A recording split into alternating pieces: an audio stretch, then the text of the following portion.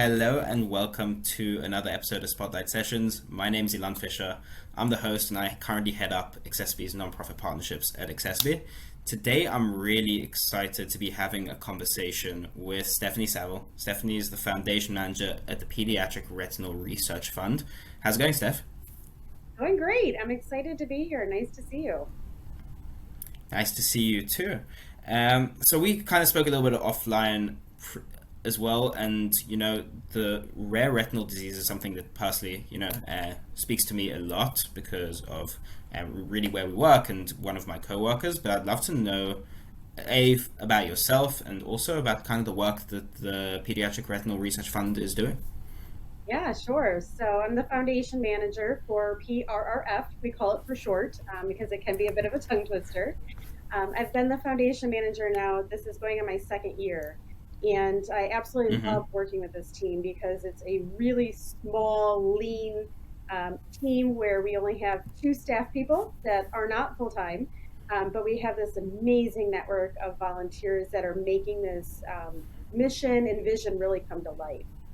So my background is in fundraising. I've worked for nonprofits for over 20 years and absolutely love helping causes bring awareness and generate funds to support the work they're doing.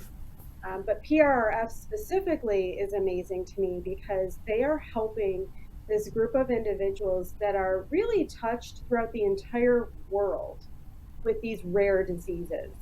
And they have a handful of rare retinal diseases that we serve through the foundation, but ultimately they're children that are affected, and the level of sight is different for every child, for every type of disease they have.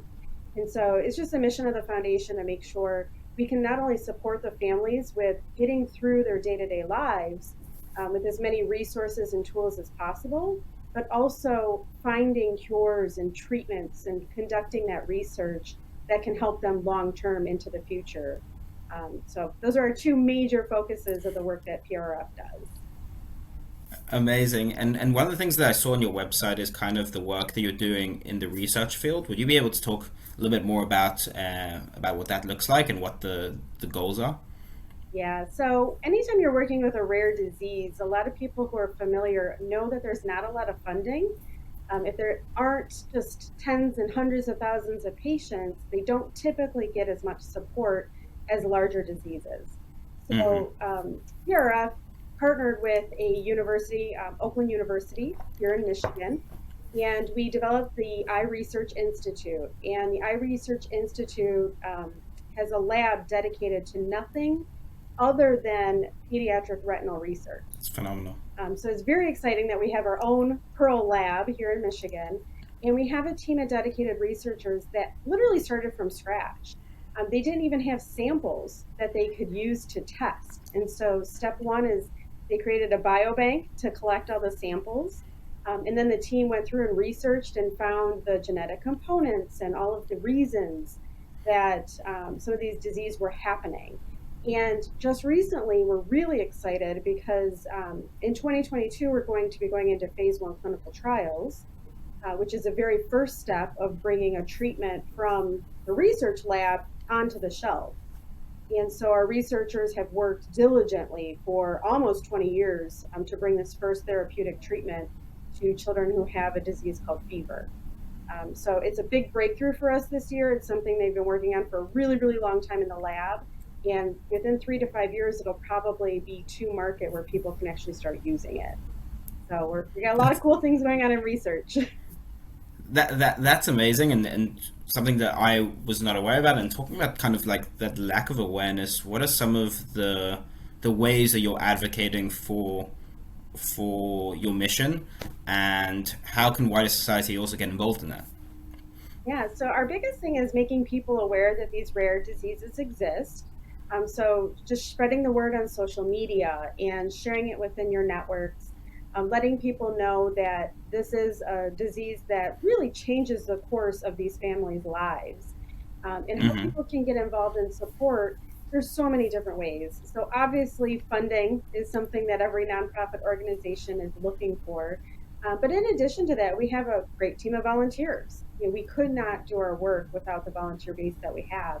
And so we have experts that focus on research, and we have experts that focus on connecting communities with one another. And, every background can offer something to our organization. And so if people want to just get involved with spreading the word or more intricately with the organization, there's a lot that we can offer after one-on-one conversations with people to see what they're interested in doing.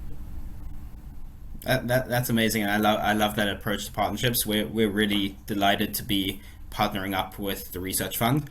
So Stephanie, you mentioned a little bit about the lab and the research side, and also kind of the more personal side of really assisting and partnering up with the families who are affected by these rare diseases. So what does the day-to-day look like? Because you also mentioned that you're part-time, so it sounds like a lot of work for just two people. So how are you able to delegate? How are you able to achieve so much? Yeah, so we have a really dedicated board, probably the most dedicated board I've ever seen, to be quite frank. These folks are doing their full-time job, and then in the evening they're doing so much to bring all of these different elements to fruition. But a lot of our day-to-day is focusing on engaging the people within our community. So we just recently had our very first Family Connection Conference. We brought it to people all over the world, and it was completely free. And so we had all of our world-renowned doctors come into that conference virtually, talk, do Q&A, and really dive into a lot of questions families are facing. We have breakout rooms where families can talk to one another. So a lot of our day-to-day is planning out different ways that we can connect our community together, whether that's a conference or a private Facebook group. Maybe it's connecting one family with another specifically because we know that they have likeness in their journey. We want them to talk to one another. So that's one side. And then the other side of our day-to-day is really just engaging our community, finding out what is going to work best for them, whether it's creating fundraisers that they love or connecting them through our social media campaigns. And so a lot of the stuff we do is very one-on-one and personalized. And that's something that I love about this foundation and that I'm really proud of. Amazing. And you kind of, you took my next question out of my mouth. And the last sentence is, in your 2 years here, do you have a specific story or major achievement that you are most proud of that's possibly had the most impact? Yeah, so the most proud moment would definitely be the clinical trial piece, going into phase 1. That is just, I'm blessed and excited to be with this organization as they're going through such a milestone. But from the personal perspective, there is a young woman. She's in high school right now, and her story is on our website. Her name is Jennifer, and she shared this story that really just touched me and kind of changed my whole perspective on the entire organization. And Jennifer walks through what it's like to be a teenager who has tremendous vision loss, going through shopping at a store and asking somebody you don't even know for help, who happens to be standing next to you, to try to help navigate something as simple as buying a pair of jeans. To how does she fly? She goes to the airport and has to figure things out herself to get to see her doctor. There's so many components of her day-to-day life that she shared that really transformed my whole perception on what it is truly like to go through our very visually focused world when you have a visual impairment or visual loss. And so I'm inspired by the people that work with us, and her story specifically just really touched me in a way that made me see things, no pun intended, completely differently, and have a lot more compassion for the people around me that are just trying to get through their day-to-day goals. For sure. I have a team member who also had a rare retinal disease. He does have a rare retinal disease, and lost his vision fully in the past 10 years.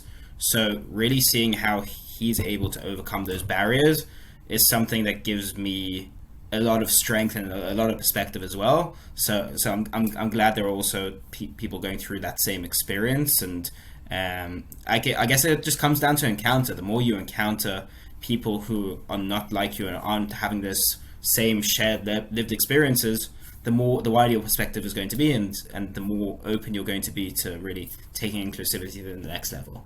So, Stephanie, one of the questions which I love asking on this show is what accessibility means to you, because you have different experiences to myself and different stories and different major crucial points in your life. So I'd love to know, kind of, given your experience, what your definition of accessibility is and what it really means to you. Yeah, so for me, it's certainly doing everything that I can and within my power to make life as easy as possible for people to navigate, no matter what you're up against. So whether it's a physical disability, an intellectual, any disability really, if there's something that makes it easier for you to go through your day to day, I want to do everything I can to support that. And when we ran across accessiBe as an option for our website, I mean, it's an absolute no-brainer. If there's just something so simple that we can do and implement that is going to help people connect with us, help them do their job, help them function in whatever task they're trying to do that day, that's what we want to support. That's at the basis of the mission of our organization. And so it's really exciting to see all these new technologies and tools coming about that are helping people just experience that accessibility. First of all, thank you. I'm very, very touched. And I really, with the last question, it kind of links into, your goal for accessibility, which is really providing as much as possible, is when it comes to the business community or wider society at large that we know doesn't have enough awareness about these rare diseases, how can they better cater to the disability community and specifically to the community who have these rare diseases that maybe don't get as much press or as much attention? And what is your message to that community who really have the power to kind of make additional change?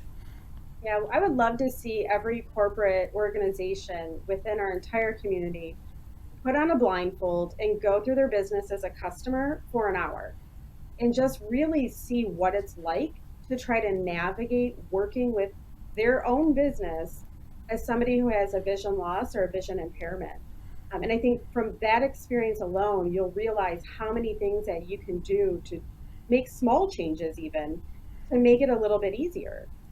And realizing and recognizing and celebrating all of the things that you're able to do as a team, I think not only supports accessibility as a whole, but it really is speaking to the community of people with rare retinal diseases because they're going to feel heard. And I think that's incredibly important to support the work and the people that are within our community. Let them know that they're valued and their experiences matter, and that you're doing everything you can to make it a bit easier for them to just navigate working with your organization or your business. So that would be my dream in a perfect world. I love that answer, and I don't think that advice is very far off. I think it's something that everybody can do. Mm-hmm. Take an hour out of your day and simulate what it would be like so you can gain a great perspective. So Stephanie, really, how could people get in touch with you? How could they get in touch with volunteering with the Pediatric Retinal Research Fund? How can we keep the conversation going? Yeah, so we absolutely would love for you to reach out to us. You can go to our website, which is pediatricrrf.org. We have a lot of resources on there. We have contact information about our upcoming events. We're certainly on social media, so you can check us out on Facebook and LinkedIn. And then just email me directly. My contact information is out there, and I would love nothing more than to have a one-on-one conversation with you about how we can connect and partner and move the mission forward to help individuals who have vision loss. Amazing. Stephanie, thank you so much for being on the show and for sharing your story and also sharing the mission. We at accessiBe are super happy to partner up with you and support your mission wherever it is, and I look forward to our next collaboration. Yeah, thank Cheers. you. Appreciate being on. Thank you.